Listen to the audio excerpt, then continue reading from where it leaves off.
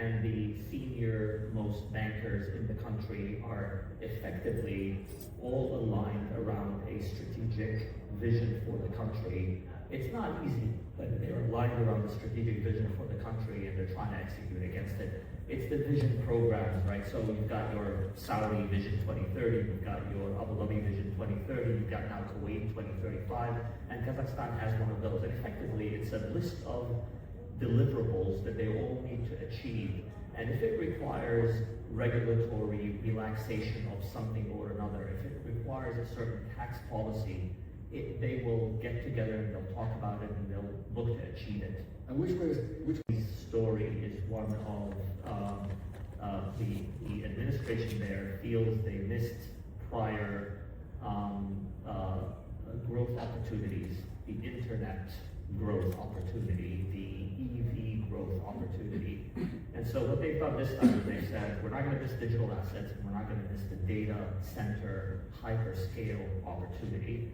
And again, aligned from top down with their wealth funds and their private investors are all investing in both of these things, in digital assets. Early days, but there's real investment in digital assets. They've got a lot of excess energy, and so a smart young man a few years ago went to the Minister of Investments there and said, we have a lot of excess energy capacity, especially in the winter. Why don't we mine cryptocurrency? And as a result, they're now sitting on something like $3 or $4 billion of crypto assets that they just mined from excess energy capacity. And now they're getting the semiconductors from the US. They are getting the data centers. And that's a really big story, yeah. And there's real money and power behind it, and they're bringing in foreign investors.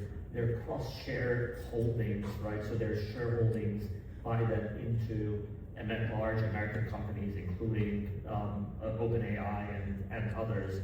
And what's happening is they are building hyperscalers in Abu Dhabi, and again, lots of energy that's readily available on the very efficiently. And what they're trying to do is not just grow their own capacity for consumption in Abu Dhabi, but they're going to try to build data embassies in other countries. Countries that might say we need local data residency requirements, but aren't able to build their own hyperscale data centers, could potentially embassy into Abu Dhabi and use some of that capacity that's being built there. There's definitely a Silk Route element to the country from an investments perspective. The interesting thing that I found is that Kazakhstan invests a lot in Kazakhstan, and then the Kazakhs invest a lot in the US, in US equity markets. So you got the outbound investment from Kazakhstan of retail and wealth is going to the Magnificent Seven. So the US exceptionalism story still sticks, it holds, but when it comes to infrastructure investment in the country, they are all aligned around their visions.